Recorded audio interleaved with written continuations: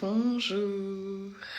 Je vous accueille aujourd'hui pour un live. Je vais être en live avec Astrid Mailly, qui est une coach qui, comme moi, accompagne à la fois les entrepreneurs et les personnes en reconversion. Alors moi, j'ai décidé cette année de n'accompagner plus que les entrepreneurs, mais j'ai encore beaucoup de personnes qui me contactent sur des sujets de reconversion. Et du coup, j'avais envie d'avoir cet échange avec Astrid, que je recommande parfois aux personnes qui me contactent pour ces sujets de reconversion.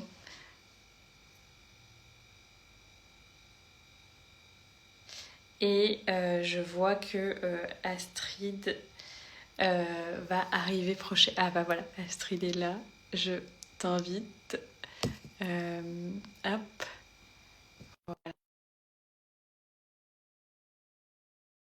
Présenter, puis on va parler ensemble de comment amener un nouvel élan, notamment professionnel, dans son activité. Alors je te réinvite. Dis-moi si ça fonctionne. J'espère que ça va fonctionner. Voilà. Hop. Je t'ai lancé normalement des invitations. Voilà. Ce dont on va parler, c'est... Ah, super, ça fonctionne. Hello! Coucou Astrid, comment vas-tu? Cool! Ça va et toi? Yes, ça va bien. Est-ce que tu veux... Donc, je disais qu'on allait parler de comment amener un nouvel élan dans sa vie pour la rentrée, notamment un projet professionnel, peut-être transitionner dans son activité, etc. Je disais rapidement que toi, tu accompagnes les entrepreneurs et les personnes en reconversion. Complètement. Et du coup, je te laisse te présenter davantage ce que tu fais et puis peut-être un peu ton parcours, parce que moi, je te suis depuis longtemps, mais je connais pas exactement ton parcours. Donc, Ok, si tu trop cool. Je débarque genre à la minute. veux. Tu Oui. vois, je suis arrivée en live et j'étais là. Genre, j'ai à peine entendu effectivement ton introduction, mais je vais voilà, me permettre de me présenter en quelques mots. Donc, comme tu le disais bien, aujourd'hui, j'accompagne aussi bien la reconversion que les entrepreneurs du bien-être. Donc, voilà, majoritairement dans de la création et du lancement d'activités. Pour me présenter en quelques mots, j'ai eu un parcours assez classique. Et c'est assez classique selon mon point de vue, hein, mais tu vois, je trouve en tout cas qu'il y a beaucoup de personnes qui aujourd'hui ont eu des parcours, euh, tu vois, en école de commerce, un petit peu comme moi, j'ai pu avoir, et puis qui, au bout d'un moment, ont pu vivre des crises. Alors, on peut appeler ça une crise existentielle, euh, des, euh, des épisodes de vie, en tout cas, plus ou moins agréables, qui t'amènent à te poser des questions et à accueillir le changement, en tout cas dans ta vie. Donc, moi, j'ai fait une école de commerce, j'ai fait un burn-out à 24 ans. Donc, ça faisait 2 ans que j'étais en CDI. Donc ça a été assez rapide, ça a été genre en mode citron poubelle, pressé et c'était fini quoi. Et en fait, donc à 24 ans, j'ai commencé à m'embarquer dans un cheminement de recherche de sens, à essayer de comprendre en fait, tu vois, ce qui s'était joué professionnellement parlant, ce qui était autant dû à, selon moi, le fait que je n'étais pas au bon endroit, mais aussi à beaucoup de choses qui s'étaient jouées intérieurement, tu vois, de l'ordre de blessures, de la manière dont on est éduqué, d'une recherche de reconnaissance, etc. Et donc, en fait, je me suis posé pas mal de questions. Donc, j'ai démarré un cheminement finalement de compréhension personnelle, je dirais plus ça comme ça, plutôt que de développement personnel, parce que je trouve que c'est un terme un peu fou dans lequel on met tout, tu vois. Et de quête de sens euh, et en vivant en fait le burn-out qui a vraiment été vécu comme une maladie, tu vois, aussi bien euh, avec tout l'impact qu'elle peut avoir sur la sphère mentale, mais aussi émotionnelle et énergétique, physique. En fait, ça m'a amené à m'intéresser énormément aux médecines alternatives, aux médecines douces. J'ai eu un parcours, on va dire. En fait, je me suis très rapidement rendu compte que en allant voir, on va dire, les professionnels de santé attitrés vers lesquels on m'envoyait, je n'allais pas trouver mes réponses. Je me suis très rapidement confrontée à la manière dont, quand on est dans ces mal-être, que ce soit mal-être, voilà, aussi bien quête de sens que symptômes physiques, que dépression, etc., bah, en fait, c'est très important d'avoir une approche holistique. Donc, pas juste essayer de penser ce qui se passe, quoi, en donnant deux, trois petits cachetons et c'est réglé. Et en fait, donc ça m'a amené quand même assez jeune à complètement switcher toute la vision que j'avais de la santé, du bien-être, de l'épanouissement, de notre sens ou de notre rôle voilà, sur cette terre. Et j'ai fait une école de médecine traditionnelle chinoise. Donc ça, c'était, on va dire, un peu ma première formation euh, holistique. J'allais utiliser le terme perché, mais je le déteste. Mais voilà. Ma première formation qui sortait un peu de la route, quoi. On va dire ça comme ça. Euh, Et et puis, juste pour qu'on... Parce que je pense que ton burn-out, tu l'as fait du coup... Enfin, c'était il y a combien de temps? alors, aujourd'hui, j'ai 33, je l'ai fait à 24, donc c'était il y a 9 ans. Ouais, donc on n'en Mais il faut parlait pas beaucoup à à l'époque, l'époque. c'était genre vraiment, je suis arrivée chez mon médecin généraliste et c'était vraiment, je suis arrivée avec ma mère, je me souviens, parce qu'elle se disait, mais qu'est-ce qui se passe? Il y a un truc qui a pété, quoi, tu vois? Et en fait, bah, je pense que c'était très, on n'en parlait pas du tout et surtout, on n'en parlait pas pour des personnes aussi Ouais. jeunes. Donc, ça a été quand même assez facilement finalement diagnostiqué, mais derrière, dans la gestion, c'est à ce moment-là où j'ai découvert tout un panel d'activités et de thérapeutes, de types de thérapie, etc. incroyables, parce qu'en fait, j'étais renvoyée de profession en profession. Et j'allais voir un kiné, non, j'allais voir une sophrologue. Donc au départ, j'ai fait psychologue, psychiatre, sophrologue. Cette sophrologue ne pouvait pas me gérer tant que je ne m'étais pas fait complètement débloquer par un kiné. Donc, parce que mon corps était vraiment comme après un accident, en fait. Tellement il y Ok. avait eu de stress et d'anxiété, etc. Donc, ça a été un énorme traumatisme. Et en fait, j'ai été renvoyée comme ça. Et puis après, j'ai commencé bah, moi-même à aller chercher, en fait, en me disant, tiens, sophrologue, acupuncteur, etc. Et l'acupuncture m'a énormément aidée. Donc, j'ai décidé de me reconvertir. J'ai fait 3 ans d'école de médecine chinoise. Et en fait, j'avais de plus en plus l'appel du coaching. Vraiment, vraiment, vraiment. Je sentais que j'étais très, très attirée plus par l'accompagnement de l'esprit que l'accompagnement du corps. Que le seul aspect qui m'intéressait dans le corps, c'était l'accompagnement émotionnel.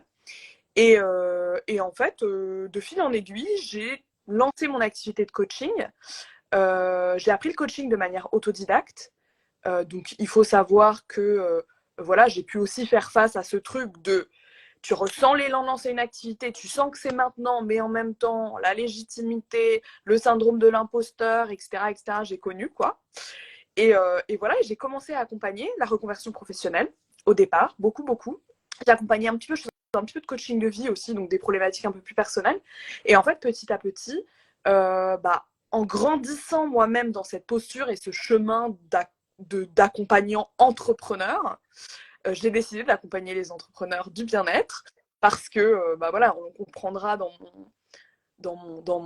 mon parcours, je pense que j'ai été profondément aidée dans mon retour à la santé et mon retour au bien-être par toutes ces professions qui ne sont pas forcément aujourd'hui hyper reconnues, mais qui sont tellement précieuses et sans lesquelles je n'aurais pas été en mesure en fait de retrouver le sens, le bien-être, la santé, sans me sentir complètement folle, larguée, dépassée, etc. etc.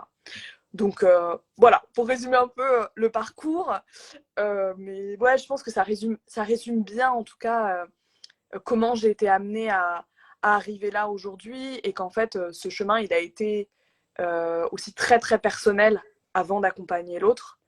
Euh, donc voilà. Super, ouais, ouais, ça résonne beaucoup, tu vois. Ouais, je me sens, enfin, tu vois, je te suis depuis assez longtemps, puis je me disais, tu vois, ah, ouais, je sens plein de points communs avec cette personne. Et moi aussi, j'ai fait un burn-out, mais plutôt à 30 ans, tu vois. Donc plus tard, c'était il y a 7 ans maintenant, enfin 29 ans, je crois que j'avais. Donc voilà, et justement, j'ai fêté mon anniversaire il y a moins d'un mois, et je faisais un peu le bilan, tu vois, de ces dernières années. Et je me disais, mais sans ces gens qui m'ont aidé après mon burn-out, et puis la médecine, moi, elle me disait ouvertement, mais en fait, on peut rien pour vous, hein, donc allez, allez taper à d'autres portes, quoi. Et j'étais là, mais sans ces gens, ça aurait été très très dur de croire en ma propre guérison, parce que j'étais sans repère, comme toi, sûrement, en fait, et encore moi, je pense que on entendait de plus en plus parler de burn-out, tu vois, il y a 7 ans, c'était pas non plus, enfin, c'était de mieux en mieux, quoi.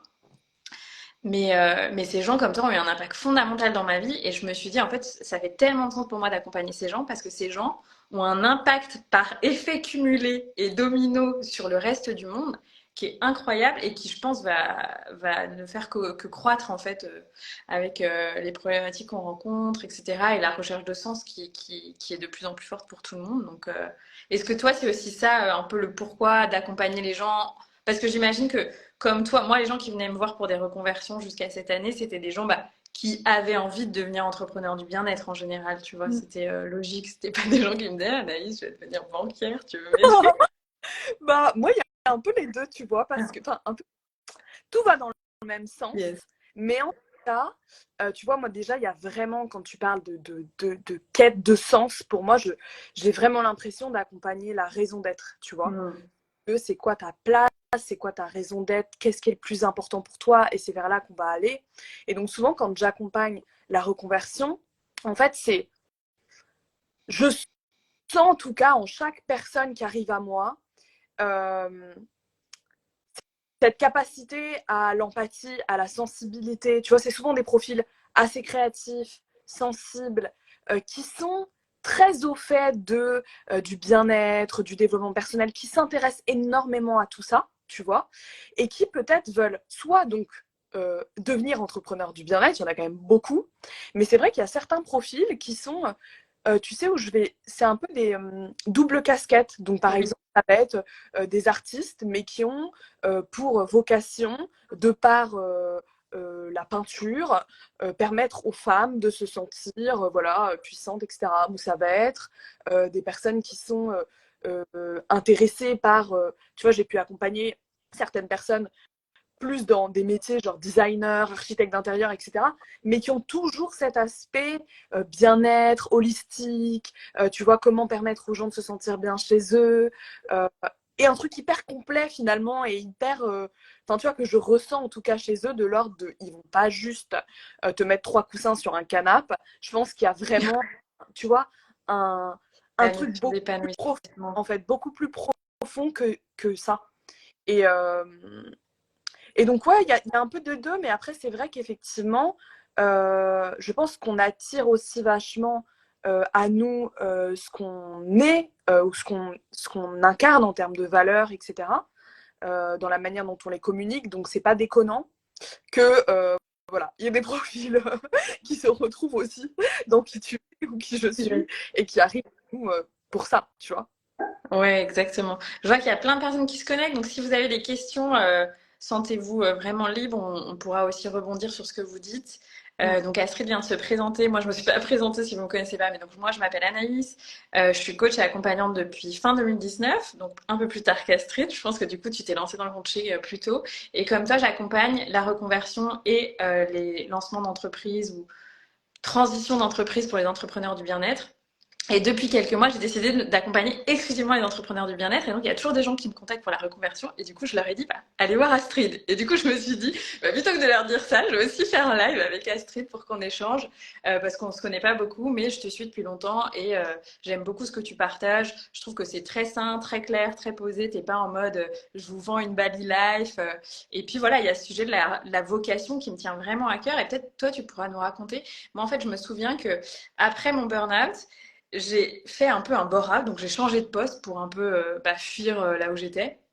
Lever un peu la tête de l'eau, prendre le temps de me poser des questions, de me faire accompagner. Et puis j'ai été confrontée à l'inverse, qui est que je trouvais plus aucun sens à ce que je faisais. Je trouvais que c'était super ennuyeux. Et je me souviens, c'est comme si j'avais plus de feu à l'intérieur de moi. J'avais plus de vie. Je me souviens vraiment d'un matin, regarder mon dressing et être là, mais je ne sais même pas pourquoi je m'habille et pourquoi j'y vais. Parce que franchement, j'y vais pas, ça change rien. Ça change rien à la face du monde. Moi, je me sens inutile. Et je trouve que c'est d'une telle tristesse, tu vois, il y a presque une forme de dégoût de la vie, etc. Et donc, moi, comme toi, après m'être fait accompagner, avoir fait tout un parcours pour faire du sens sur ce que je voulais faire, etc., je me suis dit, en fait, c'est super important de donner des clés aux gens qui sont perdus, qui ont plus de sens professionnel, parce que dans la société dans laquelle on vit, se sentir utile, et même je crois que voilà, dans toutes les sociétés, c'est très lié. je sais que le modèle de l'ikigai, il est lié à ça aussi, qui est que le fait que les gens se sentent utiles dans la communauté japonaise, même au-delà de leur vie professionnelle, chacun a une mission. Et c'est ça qui contribue en général à la longévité, en fait, à une espérance de vie super élevée, parce qu'on se sent utile pour sa communauté. Mm. Et comment toi, tu as vécu après ton burn-out, est-ce que tu as eu aussi ce moment où tu t'es dit, mais en fait, ça n'a plus de sens, je trouve pas le sens. Qu'est-ce que tu as fait et peut-être quel outil tu utilises aujourd'hui, toi, pour reconnecter les gens à ça? C'est hyper intéressant ce que tu dis, parce que ça fait se replonger dans des trucs qui paraissent genre méga lointains et une autre Mm. vie. Mais en même temps, je trouve que c'est des mécaniques hyper intéressantes à cultiver. Parce qu'en fait, on parle de gros chocs de vie comme ça, on parle de burn-out, on parle de reconversion, etc. Mais je trouve en tout cas que quand on est à son compte et quand on a la volonté de rester épanoui, c'est hyper important d'utiliser ces outils sans arrêt pour se re-questionner en fait. Moi, ça a été assez... je sais pas, même aujourd'hui, je suis même pas trop capable de me souvenir si à un moment ça a vraiment fait sens pour moi, mon premier job, tu vois. Genre, Ah. peut-être que j'ai effacé, hein, mais je crois qu'il n'y a pas de sens profond à ce que je faisais depuis le début. Ce qui a Est-ce engendré un... que tu veux dire ce que tu faisais pour que les gens s'identifient? En fait, j'étais... alors, je bossais dans le web. Je suis arrivée dans une boîte qui était vraiment en plein essor. Start-up en France, mais qui était déjà bien, qui cartonnait sur d'autres marchés.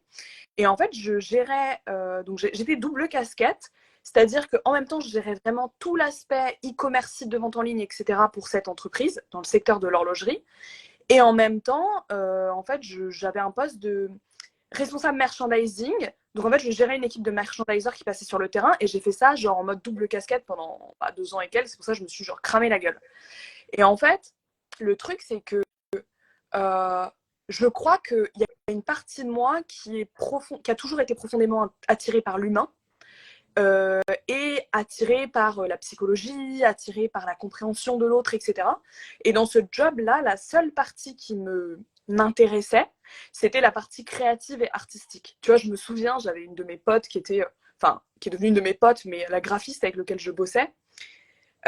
J'arrêtais pas d'être derrière son ordinateur, je disais ah tu veux pas plutôt faire ça comme ça, et j'étais genre la meuf casse-couille, tu sais, la chef de projet qui veut gérer ton taf là, et comme on s'entendait bien ça passait, tu vois, mais j'étais vraiment, les espaces que je kiffais c'était que les espaces créatifs et les moments où je parlais avec mes collègues et où on se racontait nos vies et où finalement j'étais peut-être même un peu parfois dans une posture de coach ou de thérapeute, tu vois, vachement à l'écoute et tout.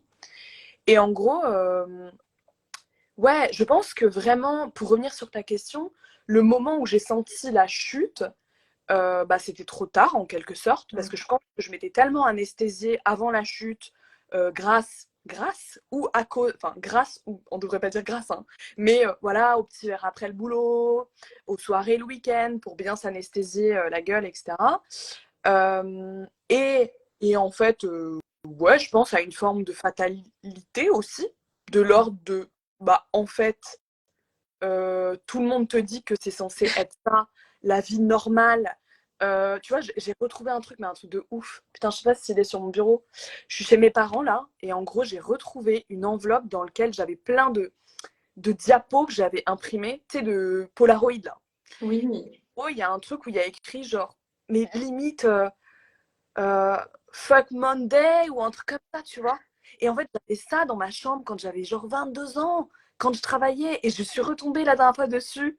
Et moi, aujourd'hui, qui accompagne les gens à aimer leur semaine, à aimer leur travail et tout, ça m'a genre fait un gros choc parce que je me suis dit, à un moment de ta vie, si tu as imprimé ça et tu l'as mis sur ton mur, c'est-à-dire que c'était même un truc cool. Tu vois, tout le monde disait, ah, mais le lundi, et on le voit encore hein, aujourd'hui, tu vois, vraiment cette hâte d'être vendredi.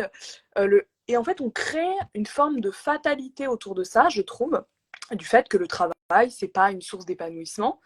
Et en fait, genre, je me souviens même plus de ta question de base. J'ai tellement.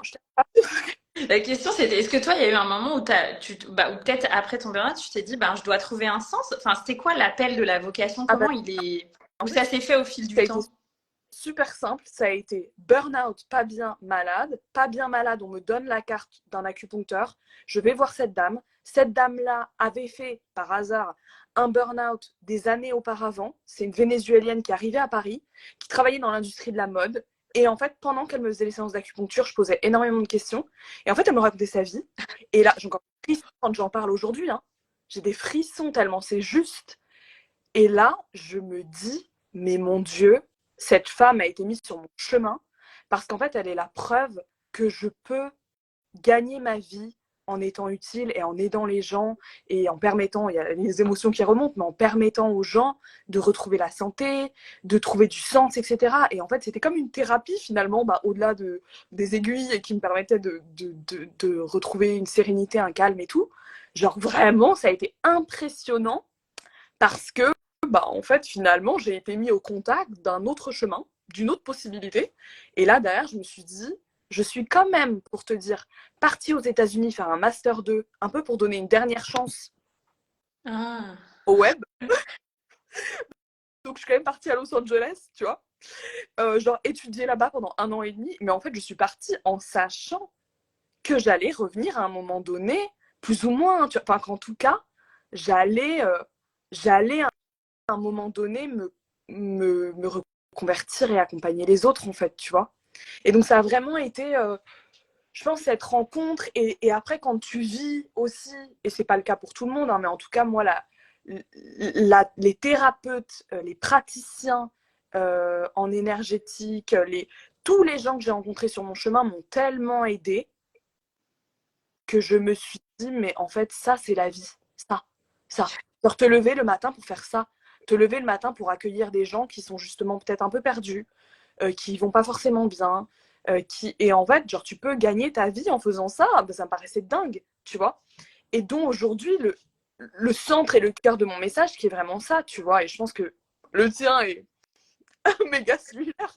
Mais tu vois, c'est vraiment ça, en fait.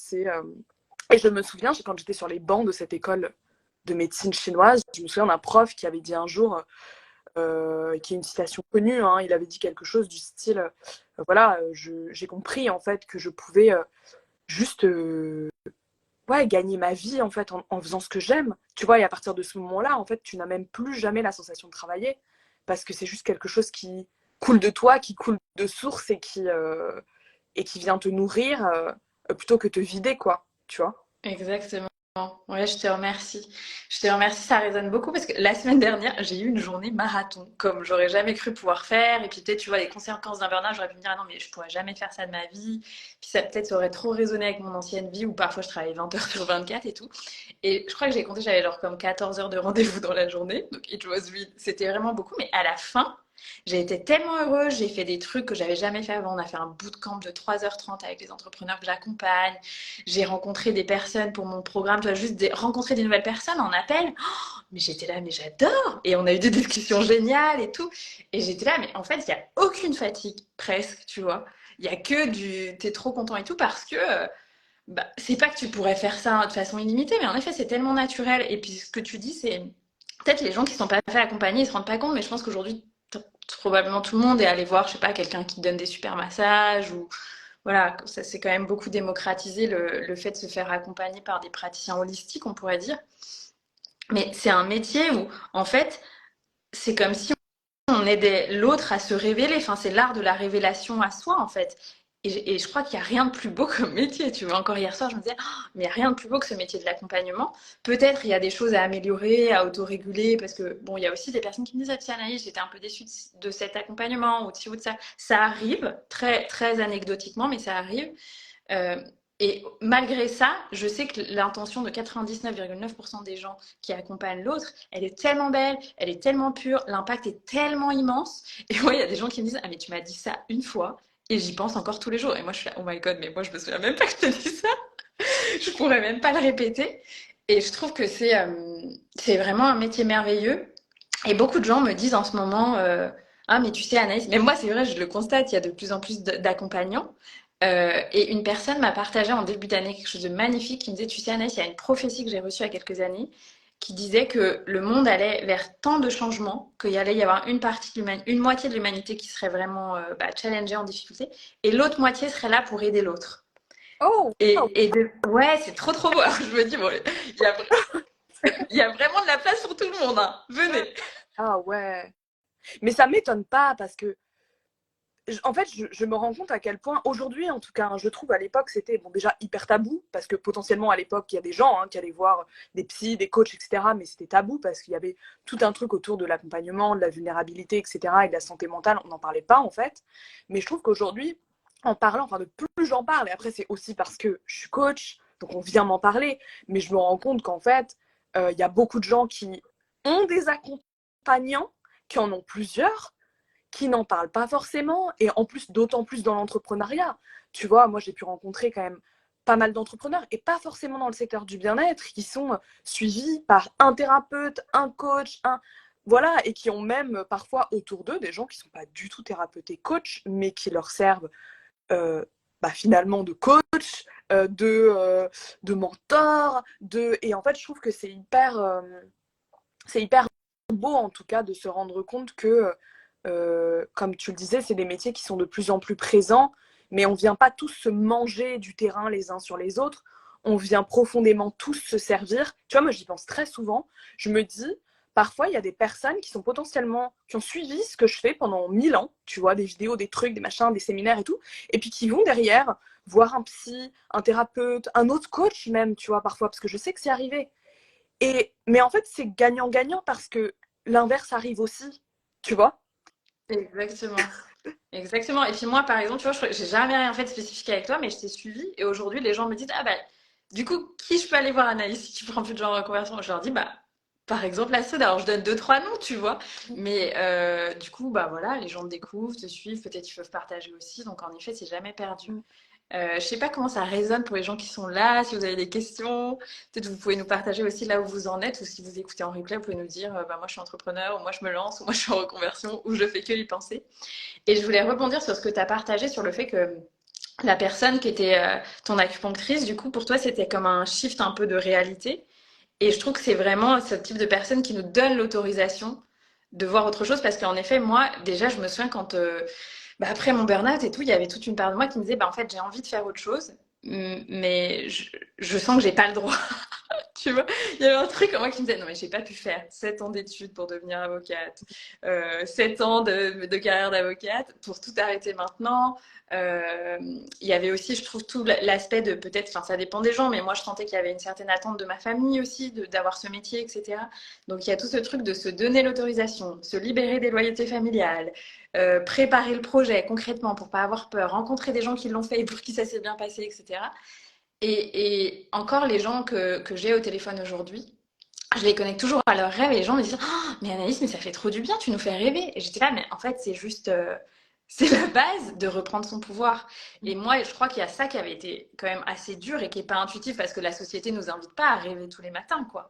C'était ça, c'était de me dire, ok, si je veux vivre ma vie de rêve pour au moins quelques années, parce que moi j'avais eu des problèmes de santé où je m'étais dit, bon, en fait, potentiellement, je pourrais mourir de ça, donc peut-être si j'ai que 5 ans qui me reste, qu'est-ce que je fais? Et ça aide à lever le palier, quoi. Ça aide à péter le plafond de verre. On est en mode, bah, du coup, j'ai pas envie de rester là dans mon bureau, j'ai envie de faire autre chose. Donc, est-ce que toi, tu vois, est-ce que c'est ce que tu vois aussi qui est le plus grand frein des gens, quel que soit leur niveau, en fait? On peut être déjà entrepreneur depuis plusieurs années, ça. Est-ce que c'est rêver ou tu vois d'autres choses, toi, qui bloquent aussi? Je dirais que c'est beaucoup de peur, tu vois. Et en fait, il y a deux points qui me parlent vachement dans ce que tu viens de partager. C'est que déjà, je pense qu'il y a énormément de peur, mais de peur vraiment profonde. Tu vois, la peur d'être rejeté, la peur d'être abandonné, la peur d'être critiqué, la peur d'être mise à l'écart, etc. Moi, j'ai eu la peur d'être rejetée pendant très longtemps, tu vois, mais c'était vraiment, on va dire, c'est une de mes plus grosses blessures, mais sur lequel, finalement, j'ai tellement lâché de trucs par toutes ces expériences de vie qu'aujourd'hui, elle me paraît rikiki par rapport à, tu vois, et même parfois, je me plais à me dire que je crois que je l'ai même plus, tu vois. Donc, je me dis quand même, c'est dingue comment une reconversion, te lancer, machin, communiquer en ligne et tout, ce sont quand même des espaces énormes d'évolution. Parce qu'en fait, si tes peurs se mettent en travers de ta route, il se passe rien, tu vois, et tu le comprends vite. Après, il y a une deuxième partie que j'adore dans ce que tu... Et les peurs peuvent venir effectivement énormément de notre rapport à notre environnement, à notre éducation, la famille, les amis, etc. Tous les environnements qu'on fréquente. Après, il y a autre chose que j'aime beaucoup, tu vois, dans ce que tu partages, c'est que je trouve qu'en fait, il y a Ah mince, j'ai perdu ce que je voulais dire. Je trouve qu'il y a quelque chose, genre, au-delà de la peur, qui est... Ah, ça va revenir. Tu peux refaire ta dernière phrase? Ah mince, ce que j'ai dit. Est-ce que tu... je disais que bah, en fait, les gens ont pas le réflexe de rêver parce que la société nous invite pas à ça. Et la plupart des gens me disent, ouais, mais Anaïs, en fait, tu m'invites à rêver. Et je fais, ben oui, parce que c'est la base. Ça. Le deuxième truc, je trouve que quand tu parlais d'autorisation, il y a vraiment quelque chose de l'ordre de plus tu vas aller t'autoriser à regarder des profils qui y sont, plus ça va t'ouvrir à une forme de réalité, à quelque chose qui existe.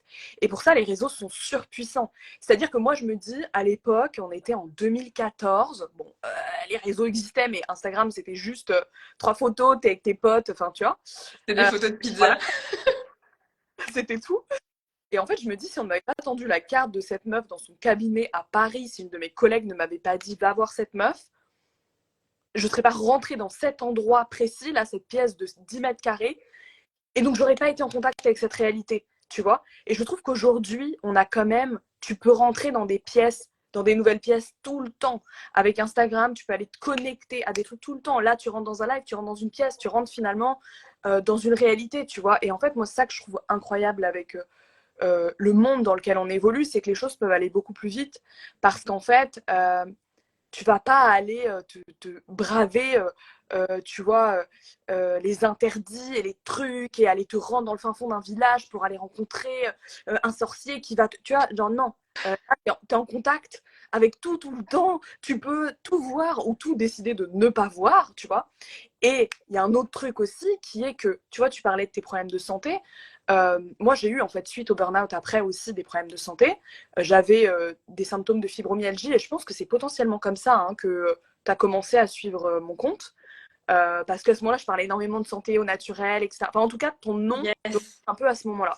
Et en fait, genre, je me souviens vraiment un jour de m'être dit, non, mais là, si genre, je suis imaginons là vraiment, je ne maîtrise plus mon corps, je ne contrôle plus rien et je suis malade et ça s'empire, qu'est-ce que j'ai envie d'avoir vécu en fait dans ma vie?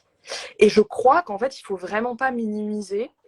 C'est pas souhaitable hein, de passer par là et c'est jamais souhaitable d'être au pied du mur comme ça, mais je trouve qu'il faut vraiment pas minimiser l'impact de tous les, on va dire, tous les gros inconforts qu'on peut vivre qui nous amènent par moments à nous dire, bah en fait, genre,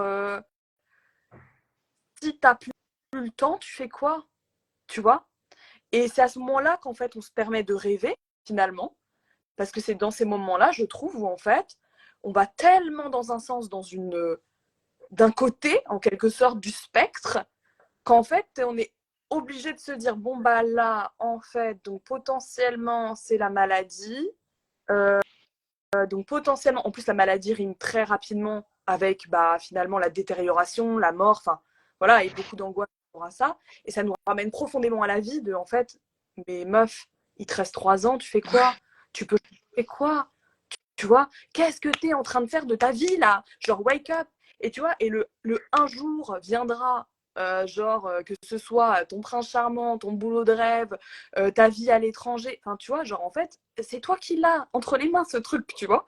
Et ça te remet vachement face à une forme de responsabilité qui est, genre, arrête d'attendre et vas-y, en fait. Et vas-y parce que la vie est courte et vas-y parce qu'en fait, on ne sait pas ce qui peut se passer. Et ça, c'est super puissant. Je trouve qu'il n'y a rien de plus puissant que ça. Donc voilà, j'ai vu que tu avais fait la chamanique business, je ne sais pas. Académie, yes. Donc je pense que ça Ouais, va. ouais. Ça résonne beaucoup. Moi, j'ai lu après les écrits tu sais, de Don Miguel Ruiz, qui est super connu en développement personnel, et il parle de l'ange de la mort. C'est-à-dire que tu te connectes un peu à une vibration, tu vois, de la mort, et hop, ça te ramène hyper dans la vie. Et c'est un exercice de coaching super connu, qui est l'exercice des funérailles, où si tu es à ton enterrement, qu'est-ce que tu veux que les gens disent de ta vie, de ton parcours et tout. Et je trouve que, ouais, enfin, moi, ça a été life changing de me dire, ok, admettons qu'il me reste 5 ans, what do I do? Et ben, j'étais là, ok, je prends mon sac et je pars. Et je suis partie voyager, etc. Ça rend hyper libre, et comme tu dis, c'est un wake-up call énorme. Donc, si vous nous entendez, que vous êtes en mode burn-out, que vous avez une maladie, etc., sur le moment, franchement, c'est pas drôle. Et moi encore, voilà, hein, la vie, elle vient nous chercher régulièrement. On ne dit pas qu'on a une vie au top, au 7e ciel. Mais de plus en plus, je vois, par exemple, j'ai déménagé récemment, c'était pas prévu. Bon, c'était un déménagement du coup un peu sportif et tout. Et puis j'étais là, bon, mais pourquoi je suis là et tout, voilà. Et puis en fait, maintenant, je me dis, mais en fait, j'aurais jamais pu rêver mieux que là. Parce qu'en fait, ça fait super longtemps que je veux revenir vivre au bord de la mer, je suis au bord de la mer, je suis en Bretagne, donc il fait pas 45 degrés l'été, donc en fait, je dors bien, enfin, je suis en mode, mais en fait, c'est génial. Donc il y a toujours, mais on met un peu de temps souvent à se rendre compte. Mais voilà, ça peut être un message d'espoir si vous vous questionnez ou si vous êtes un peu en mode sur le moment, c'est pas drôle ces moments challengeants parce qu'il y a une part de nous en plus qui s'apitoie un peu, etc. Mais si vous reprenez la responsabilité, vous vous dites ok, qu'est-ce que je peux créer avec ce qui se présente, souvent c'est incroyable ce qui arrive. En fait, souvent, on pense que la vie est contre nous dans ces moments-là. Et c'est normal parce qu'en fait, dans la perception qu'on a du monde et de ce qu'on connaît et de ce qui est sécurisant, la vie est contre nous. Mais c'est souvent après, et tu vois, moi, ça me parle beaucoup quand tu parlais de ces histoires de funérailles, de machin et tout, parce que c'est des questions que tu te poses. Tu vois, c'est forcément même si tu ne les poses pas forcément sous cet angle-là. Mais en tout cas, et ce live est ouf parce que je suis en ce moment en train de déménager. Non, mais je suis en train de déménager. En fait, c'est exactement la même chose.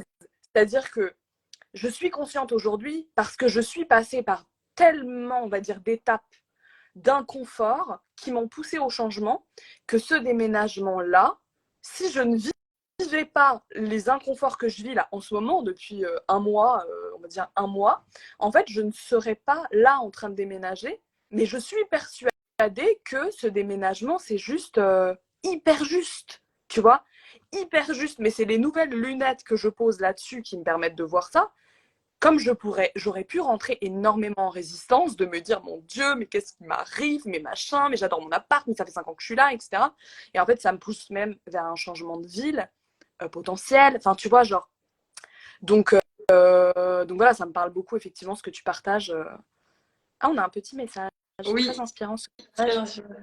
J'aimerais avoir ce bon déclic. Vivement, c'est une personne qui a rejoint le programme qui démarre fin septembre, donc ravie aussi.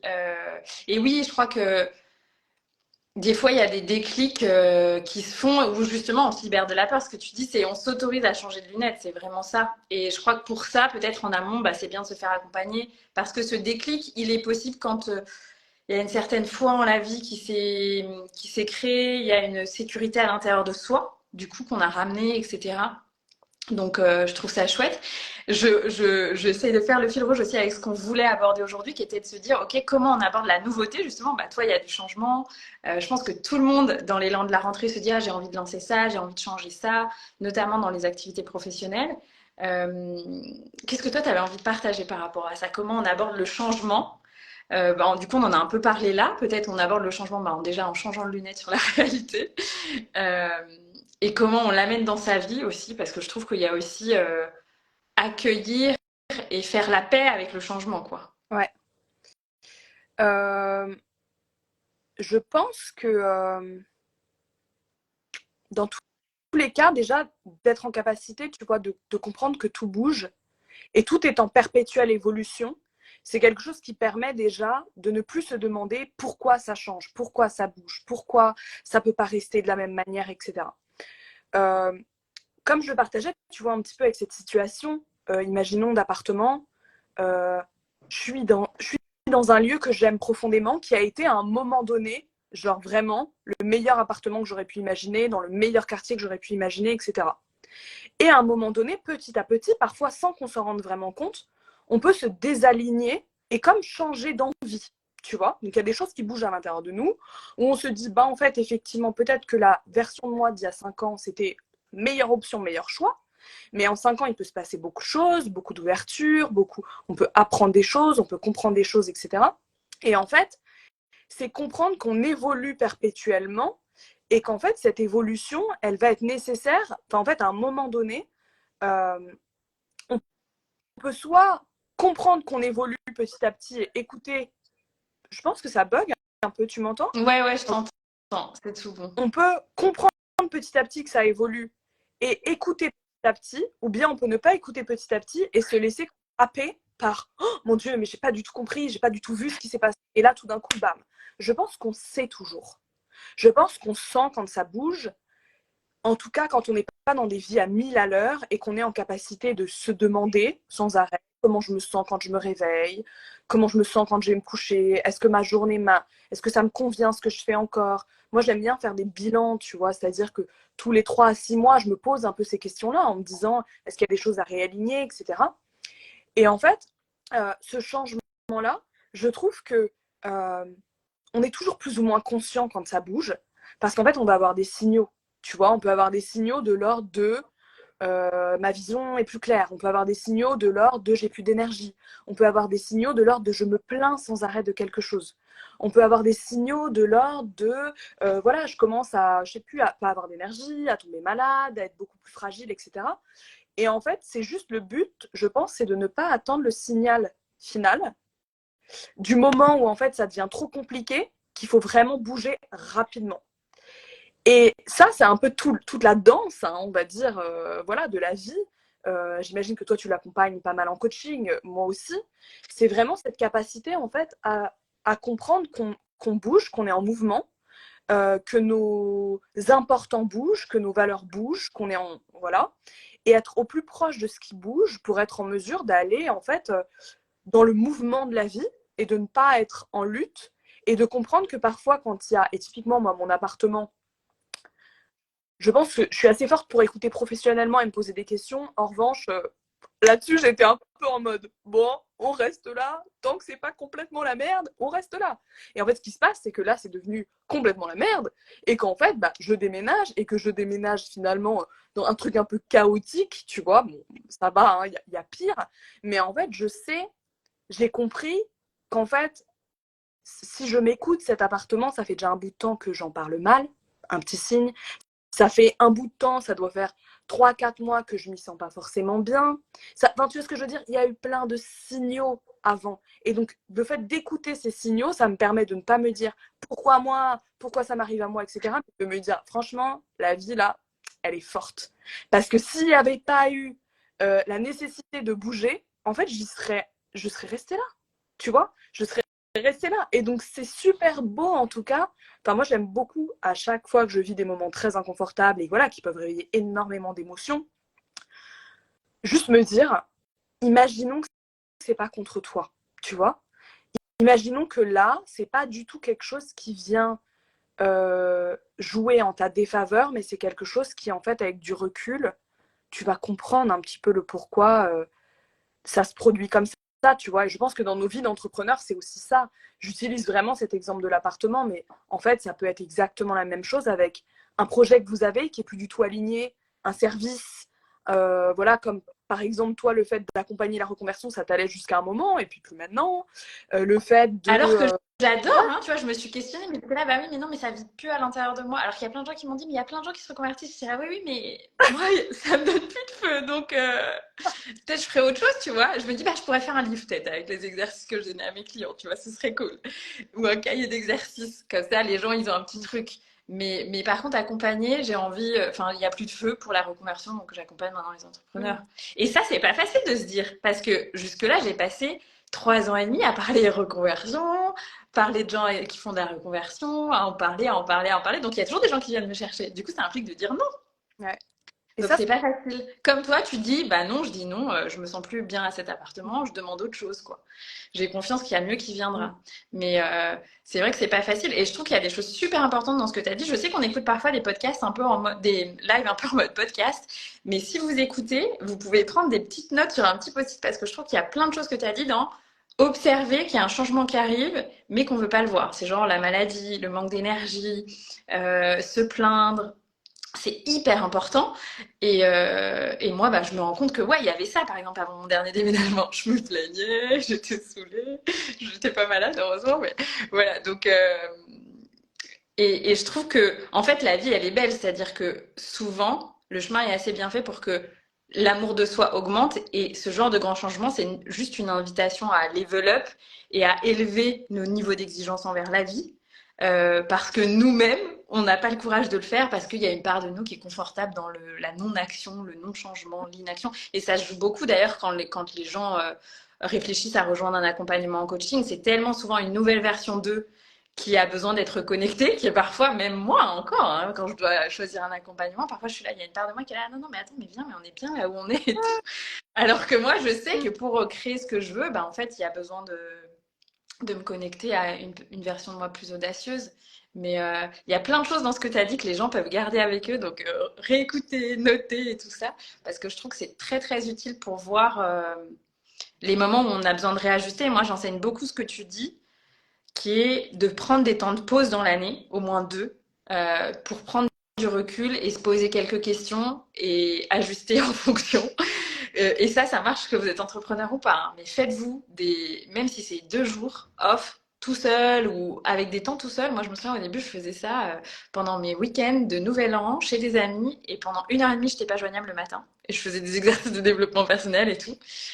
Et juste ça a été life-changing dans ma vie, tu vois. De me dire, ok, je prépare ce que je veux, en fait. Je prends du temps pour moi et je prépare ce que je veux. Donc je trouve ça génial. Est-ce que toi, du coup, c'est aussi ce que tu transmets? J'imagine que tu le fais pour toi, tu le transmets aussi. Bah, en fait, je pense que c'est un mouvement qui se met en place assez naturellement. C'est-à-dire que tu vois, à partir du moment où une personne arrive à moi avec un souhait de changement, déjà même parfois avant, bah voilà, ça doit être la même chose de ton côté, mais avant même de démarrer l'accompagnement, il y a déjà du changement de produit. Et après, en fait, tout au long, je suis quelqu'un qui fait énormément confiance dans la manière dont la personne va arriver avec moi, avec ce qui la challenge sur le moment, et qu'en fait, plus on est dans l'instant et plus on est dans ce qui se présente dans l'instant, plus on va arriver à surpasser l'objectif, même qui a été finalement posé par le mental, tu vois. Et on va aller sublimer ça, en quelque sorte, sublimer la situation. Mais en tout cas, je trouve que, tu vois, ce que tu partageais par rapport au fait de ça fait peur quand on lâche. Oui, ça fait peur. Ça fait peur quand on démarre un accompagnement. Oui, ça fait peur. Ça fait peur quand on décide d'arrêter un service qui fonctionne bien. Oui, ça fait peur, tu vois. Mais en tout cas, je trouve que les moments de grâce qu'on vit et les moments où on est le plus aligné, c'est les moments justement où on est en capacité d'écouter le je vais lâcher ce truc qui résonne plus trop. Je vais oser faire un pas de côté, même si je ne sais pas du tout comment ça va se produire, mais juste croire, tu vois, au fait qu'il y a quelque chose d'autre qui peut émerger. Et tu vois, je vais partager un exemple qui est hyper. J'écrivais ma dernière newsletter, je la faisais sur le sujet un peu des sables mouvants, tu vois, parce que c'est ce dont je suis en plein dedans là, tu vois, donc comment être autant inspiré que quand on est en plein dans quelque chose. Et en gros, j'expliquais que tu vois, genre quand j'ai lancé mon activité, vraiment mais ça s'est passé, on va dire, en souterrain pendant plusieurs mois, mais en l'espace de 2 semaines, j'ai fini une relation amoureuse dans laquelle j'étais, j'ai mis fin. J'ai quitté mon école de médecine chinoise alors qu'il me restait une année pour suivre l'appel du coaching. Je suis tombée, genre 1 semaine après la fin de ma 3e année, je valide mon cursus, je rentre chez moi, je suis genre solo dans mon appart dans lequel j'habitais en couple jusque-là. Et là, je me retrouve là en me disant, ok, maintenant tu fais quoi? Et là, je décide de démarrer un accompagnement en coaching pour lancer mon activité.